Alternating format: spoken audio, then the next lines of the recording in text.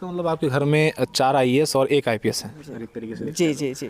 तो इनमें कितने लोग आईपीएस हैं, कितने लोग आईएएस हैं? बड़ी लड़की आईपीएस है, बाकी सब आईएएस। मतलब कि बड़ी लड़की जो है वो आईपीएस है, बाकी और सब आईएएस हैं। उन चारों बच्चों की माँ जिनके बच्चे आज 3 बच्चे आईएएस हैं और 1 बिटिया इनकी आईपीएस है, इनके सामने बैठकर मैं भी खुद को गौरवान्वित महसूस कर रहा हूं और इनसे बातचीत करूंगा कि आखिरकार इनकी प्रेरणा कैसी रही, क्योंकि एक माँ की भूमिका बहुत ज़्यादा होती है, माँ पहली गुरु कही गई है। तो इनसे भारत टीवी पर आपका बहुत स्वागत है दोस्तों। इस वक्त मौजूद है उत्तर प्रदेश के प्रतापगढ़ में। प्रतापगढ़ वैसे ही काफ़ी ज़्यादा चर्चित रहता है, लेकिन एक खास खबर को लेकर काफ़ी सुर्खियों में है। एक ही परिवार में एक ही माता पिता के 4 बच्चे आईएएस और आईपीएस की परीक्षाओं में पास होकर आज अलग अलग जगहों पर सेवाएं दे रहे हैं। इसी मौके पर हम उस परिवार के बीच मौजूद हैं और उस परिवार में जो उनके माता पिता हैं उनसे बातचीत करेंगे, जानने की कोशिश करेंगे कि आखिरकार ऐसा कैसे उन्होंने अपने बच्चों को प्रेरणा दी, कैसे शिक्षा दी कि आज वो बेल्हा का मान पूरे देश में गौरवान्वित कर रहे हैं। खासतौर पे बात आती है जब 4 बच्चों के एक साथ, एक ही माता पिता के 4 बच्चों के यूपीएससी में सफल होने की, तो इस परिवार की चर्चा और भी ज्यादा होती है। ये गांव है लालगंज बाजार के पास, ये इटौरी गांव पड़ता है और ये लालगंज थाने के अंतर्गत पड़ता है। ऐसे में इनसे बातचीत करेंगे, जानने की कोशिश करेंगे कि आखिरकार इन्होंने अपने बच्चों को कैसे प्रेरणा दी, कैसी शिक्षा दी कि आज इनके बच्चे देश में अलग अलग जगहों पर आईएएस और आईपीएस जैसी पदों पर सेवाएं कर रहे हैं। क्या कहना चाहेंगे? सबसे पहले भारत टीवी पे आपका बहुत स्वागत है जी। जी, हमने ये प्रयास किया कि बच्चे अपना काम पूरी ईमानदारी और मेहनत से करें। अगर पढ़ाई हो रही है तो पढ़ाई पूरी निष्ठा और ईमानदारी से हो। अच्छा, एक चीज़ ये बताइए कि जब आपके बच्चे तैयारी कर रहे थे तो कौन से वो सबसे कठिन दौर रहे, जब लगा कि हाँ इस समय ये हो जाए तो ज़्यादा अच्छा होता? वो टाइम आज आपको याद है? कितने दिन हुआ आपके बच्चों को सफल हुए, और वो दिन अगर आप सोचे तो कौन सा दिन था वो? उस दौरान कभी कभी समस्याएं ज़रूर रही थीं, और ख़ास तौर पे आर्थिक तौर पे। हमको अमूमन साल भर में अपना बजट संभालते बीतता था, लेकिन ईश्वर की कृपा रही कि हमारा काम कहीं रुका नहीं और बच्चे अपनी मेहनत जारी रखे।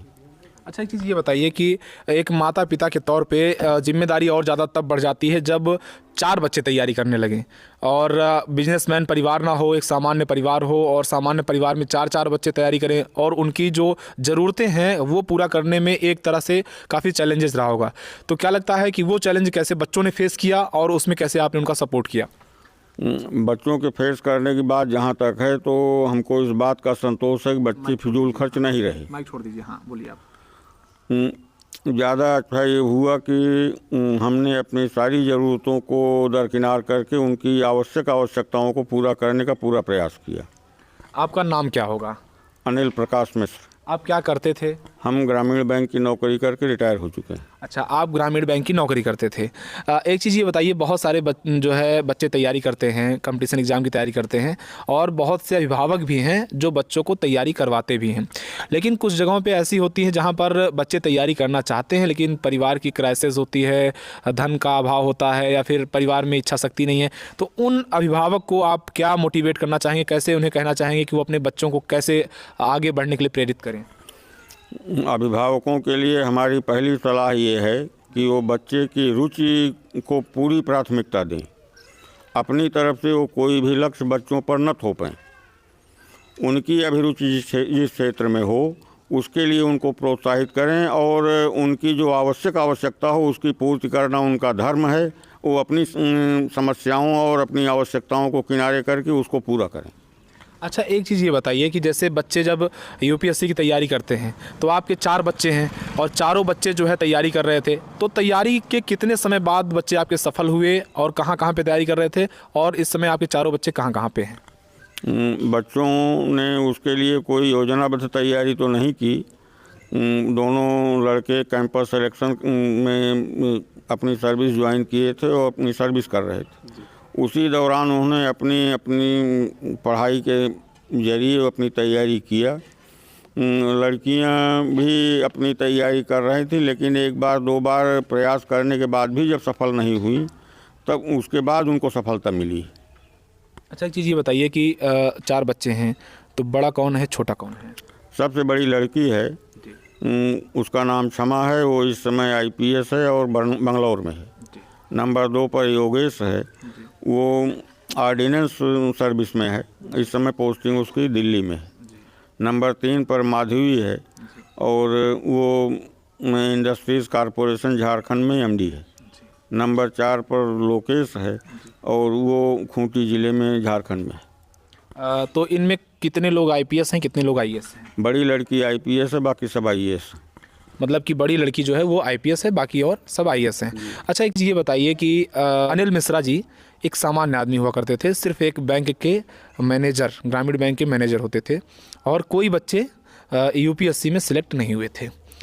तो उस समय अनिल मिश्रा को लेकर नज़रिया लोगों का क्या था, और जब अनिल मिश्रा की ये सफलता, उनके बच्चों ने ये सफलता पाई, तो लोगों का नज़रिया क्या था? इसको अनिल मिश्रा कैसे महसूस करते हैं? हमारा ये मानना है कि बच्चों का सिलेक्शन होने से पहले भी समाज में लोगों ने हमको पूरी तरजीह दिया था। ये ज़रूर है कि ये सिलेक्शन होने के बाद उसमें बढ़ोतरी हुई।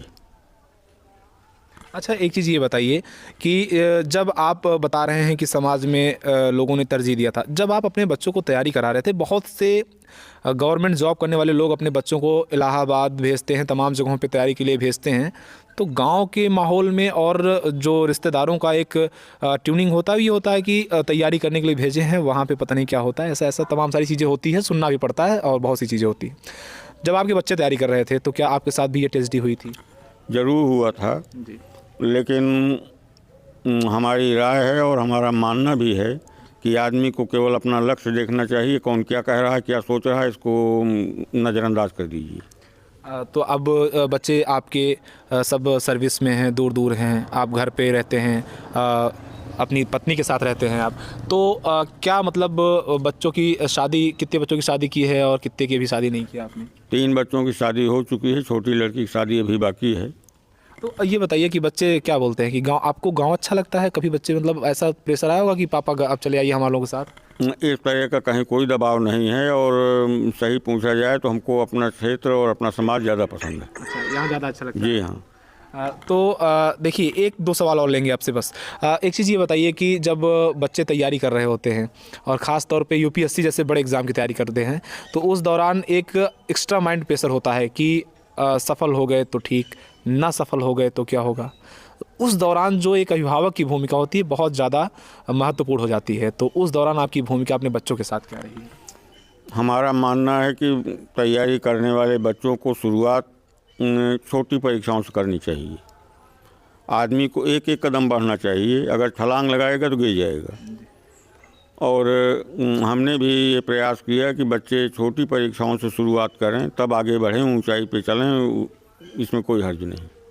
इसके पहले कभी जो है आपके बच्चों का सिलेक्शन किसी अन्य परीक्षाओं में हुआ हो? जी हाँ, हमने बताया कि दोनों बच्चे कैंपस सिलेक्शन से नौकरी कर रहे थे। छोटी लड़की भी पहले बैंक ऑफ इंडिया में सेलेक्ट हुई थी, उसके बाद वो एसएससी ग्रेजुएट लेवल में सेलेक्ट हुई, फिर उसके बाद इकोनॉमिक सर्विस में सेलेक्ट हुई थी, तब इसके बाद आईएएस में हुई थी। अच्छा, आपके बच्चे को सर्विस पाए हुए बच्चों को कितने दिन हो गया है? लगभग 7-8 साल हो गए। 7-8 साल हो गया है। वैसे ये खबर जो है 7-8 साल पुरानी है। जी हाँ। लेकिन इस खबर को भारत टीवी आज नए तरीके से शूट करने के लिए, कवर करने के लिए आया है। हम ये चीज़ जानना चाहते हैं कि चूँकि समय समय पर अगर मोटिवेशन बच्चों को मिलता रहता है तो बहुत कुछ होता है। कोटा में बच्चे तैयारी करते हैं, आईआईटी करते हैं, उसके अलावा इलाहाबाद में बहुत सारे बच्चे तैयारी करते हैं। एक चीज़ ये कहा जाता है कि पढ़ाई को लेकर, जैसे कभी आप, क्योंकि आप भी गवर्नमेंट जॉब में रहे, तो पढ़ाई को लेकर आपका मार्गदर्शन उनको क्या था? वो कोचिंग करते थे, एक अलग चीज़ थी, लेकिन आपने जो उनको आध्यात्मिक मजबूती दी होगी, एक दिशा दी होगी, प्रेरणा दी होगी, वो कैसा रहा? उसको बताएं। मैं अपनी पहले कही हुई बात को फिर से दोहराना चाहूँगा कि कोई भी आदमी हो, बच्चों की पढ़ाई ही नहीं, हम आम आदमी के लिए भी कहेंगे कि जिसको जो काम मिला है वो निष्ठा और ईमानदारी से करे, परिणाम बेहतर होंगे, इसमें कोई संदेह नहीं।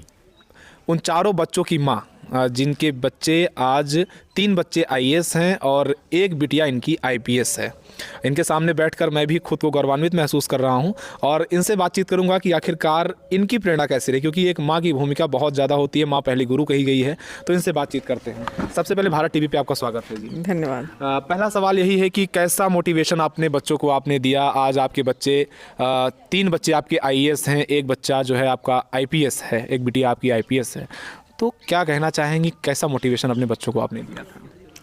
हमारा मोटिवेशन यही था कि बच्चे पढ़ें, आगे बढ़ें। हमारी शुरू से यही ख्वाहिश थी कि हमारे बच्चे आगे बढ़ें, हम लोगों का नाम रोशन करें। अच्छा, एक माँ हैं, उसके बाद अब आपके बच्चे सर्विस में हैं, आईएएस आईपीएस जैसे पोस्ट पे हैं, और अब जो है आपने अपने बच्चों की शादी भी कर दी है, अब बहू भी है आपकी।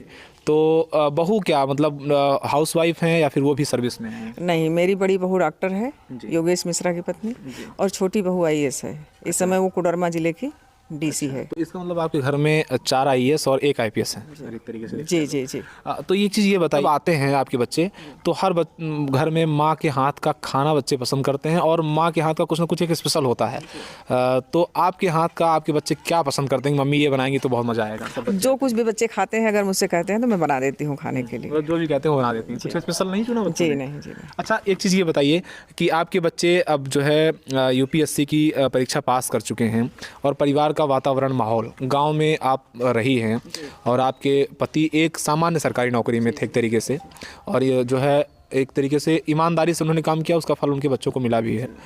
तो एक चीज़ ये बताइए कि जब वो नौकरी कर रहे थे और आपके बच्चे तैयारी कर रहे थे, तो उस तैयारी और नौकरी के बीच में, क्योंकि वो पैसा पाते थे, गवर्नमेंट पैसा पाते थे, तो वो जो है कैसा था कि बच्चे आपसे ज़्यादा खुल के बातें अपनी कहते थे, अपनी ज़रूरतें पूरी करने के लिए बोलते थे, या पापा से बोलते थे अपने? क्या करते थे बच्चे आपके? नहीं, बच्चे हम ही से बात करते थे अपनी ज़रूरतों के लिए। जो कुछ भी उनको चाहिए था वो हमसे ही बात करते थे, पापा से नहीं बात करते थे। अच्छा, पापा को लेके ज़्यादा डर था बच्चों में, या मम्मी को लेके? डर नहीं था पापा से, लेकिन एक उनका सम्मानजनक समझिए वो था कि बच्चे उनसे कुछ भी नहीं कहते थे, जो कुछ कहना हो मुझे कहते थे, और आज भी कहते हैं। तो कभी तैयारी के दौरान बच्चों पे ऐसा प्रेशर तो नहीं, ऐसी स्थिति नहीं आई कि वो उनको जॉब करना पड़े, या फिर अतिरिक्त तौर पे कुछ उनको मेंटली काम करना पड़े? ऐसा नहीं नहीं, ऐसा कुछ भी नहीं था। ऐसा कभी नहीं आया? नहीं। तो आप लोग इटौरी में ही रहते हैं? नहीं, हम लोग लालगंज में रहते हैं। अच्छा, लालगंज में रहते हैं। तो इटौरी जैसे आपका पैतृक गांव है आपका ये, तो यहाँ पे आज भी मैं देख रहा हूँ आप लोग दोनों लोग यहाँ पे हैं, बच्चे अच्छी अच्छी जगह पे पोस्टेड हैं, वहाँ जाना पसंद नहीं करते आप लोग? नहीं, जाना पसंद करते हैं, बच्चों के पास भी जाते हैं, अभी होकर के आए हैं बच्चों के यहाँ। अच्छा, जाते रहते हैं। लेकिन गाँव से जो जुड़ाव है आपका? जी जी जी, गाँव से जुड़ाव है वो है। एक आखिरी सवाल आपसे रहेगा, आपका नाम क्या होगा पहले? मेरा नाम कृष्णा मिश्रा है। कृष्णा मिश्रा है। तो एक चीज़ ये बताइए कि आप क्या करती हैं? कुछ नहीं, हम हाउसवाइफ हैं। हाउसवाइफ हैं, लेकिन एक चीज़ ये बताइए, जैसे एक माँ होती है और एक पिता होता है, माँ और पिता के बीच का अंतर क्या होता है? पिता क्या करता है, माँ क्या करता है, कि माँ क्या करती है? ये सवाल बताइएगा, इसका जवाब दीजिएगा। इसका तो मेरे पास कोई आंसर नहीं है। पिता और माता को अगर आपको डिफाइन करना हो, क्योंकि आप एक माँ रही हैं, आपके भी बच्चे आईएएस आईपीएस हैं, वो एक पिता रहे हैं, उनके भी बच्चे आईएएस आईपीएस हैं, तो एक माँ की दृष्टि क्या है अपने बच्चों के प्रति, और एक पिता की दृष्टि क्या है? पिता की दृष्टि तो मैं उनसे पूछूंगा, लेकिन माँ की दृष्टि क्या है? माँ की दृष्टि यही है कि बच्चे अच्छे से रहें, खाना पीना खाएं, स्वस्थ क्या रहें। मानती हैं, बच्चा मानती हैं अपना, या आईएएस और आईपीएस? नहीं, हम तो अपना बच्चा ही मानते हैं। बच्चा मानती हैं। जी। चलिए, आपने हमसे बात किया, आपका बहुत बहुत शुक्रिया। जी, धन्यवाद। तो ये थे हमारे साथ वो परिवार था ये हमारे बीच में, जिनसे मैं लगातार बातचीत कर रहा था भारत टीवी पर।